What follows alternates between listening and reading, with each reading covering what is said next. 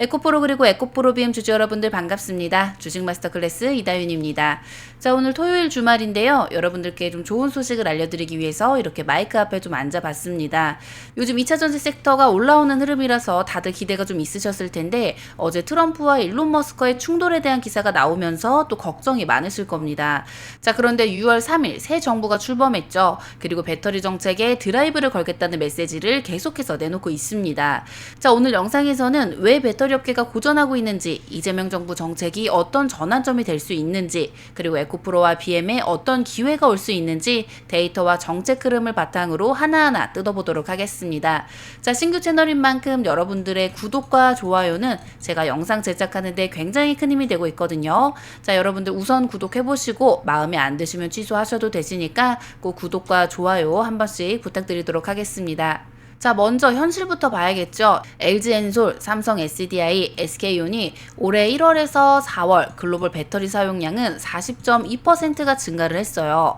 그런데 국내 3사의 합산 점유율은 오히려 하락을 했고 4.6%포인트나 빠졌습니다. 그 이유는 크게 두 가지인데요. 전기차 수요 둔화와 중국산 저가 배터리 공세입니다.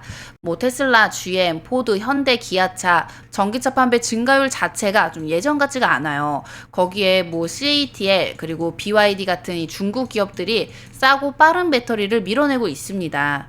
한마디로 지금 기술력만 가지고는 안 되는 상황이에요. 이런 와중에 정부 쪽에서 해결책 하나가 거론되고 있습니다.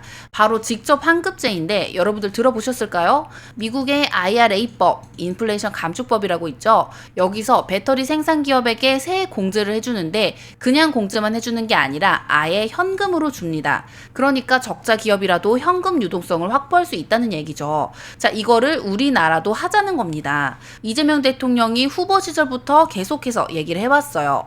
전고체 배터리 R&D 지원, 세제 혜택, 지역별 배터리 삼각벨트 조성 등이 있는데요. 자, 근데 문제는 구체적인 실천이죠. 자, 지금 업계는 새 정부가 이걸 진짜 밀어줄지 주목하고 있는 상황입니다. 자, 이제 본론으로 들어와서 우리 에코프로와 에코프로 BM 그리고 에코프로 머티리얼즈에게 왜 이게 중요하느냐. 바로 우리가 배터리 핵심 소재 공급사라는 점입니다. 에코프로 BM은 하이니켈 양극재를 생산하고 에코프로 머티리얼즈는 전구체, 수산화 리튬 같은 핵심 소재를 가공하죠. 이제는 단순히 배터리 셀 회사만 지원받는 게 아니라 배터리 밸류체인 전체에 걸쳐서 정책이 적용될 수 있는지가 핵심입니다. IRA도 마찬가지예요. 미국도 단순히 셀만 밀어주는 게 아니라 소품, 부품, 장비까지 다 인센티브 체인으로 연결을 시켰죠. 자, 그럼 에코프로 그룹은 어떻게 되느냐? 이 직접 환급제가 도입이 되면 R&D 세액 공제와 현금 지원을 받고 적자 구간에서의 자금 유동성이 확보가 되고 신규 설비 투자와 캐펙스 확대 가능성이 커지겠죠. 결국 이 실적이 개선될 가능성 그리고 중장기 성장 모멘텀 확보로 이어집니다.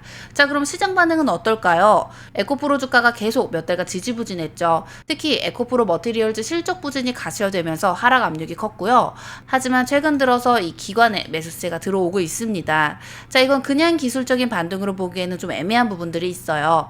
직접 이 환급제 이슈를 반영한 선행 수급 가능성과 실적 바닥 통과 후에 리레이팅 기대감인데, 물론 지금 당장은 이 단기 반등세에 불과할 수도 있지만 이재명 정부가 상반기 중에 이 배터리 관련 정책을 본격화하면 에코프로 그룹은 단기, 중장기 동반 모멘텀을 모두 얻을 수가 있습니다.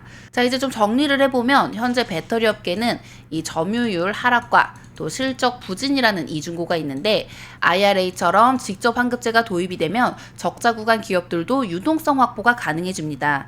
그래서 우리 에코프로 그룹은 핵심 소재 기업으로 직접 수혜가 예상이 되고 지금은 정책 발표 이전에 저평가 구간의 가능성이 크다고 생각을 합니다. 그래서 앞으로 이 기관들의 수급 그리고 낙폭 과대 구간에서 기회를 폭착하면 신규 간입도 좀 가능하다고 보고요. 단기적으로는 기술적 반등과 정책 기대감 모멘텀 그리고 중기적으로는 직접 환급제 도입 여부의 관건 그리고 장기적으로는 전고체, 하이니켈 등 차세대 배터리 소재 관련의 R&D 정책이 핵심이 될 겁니다. 데이터, 그리고 정책, 그리고 수급, 이 세 가지를 함께 봐야 한다는 거 좀 다시 한번 강조를 드리고요. 막 시작한 신규 채널이라 여러분들의 작은 관심과 응원 한마디 한마디가 정말 큰 힘이 되고 있습니다.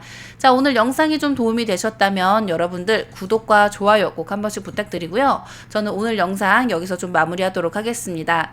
여러분 주말 동안 푹 쉬시고요. 저는 더 좋은 컨텐츠, 더 알찬 내용으로 다시 찾아뵙도록 하겠습니다. 자, 지금까지 이 대표였습니다. 감사합니다.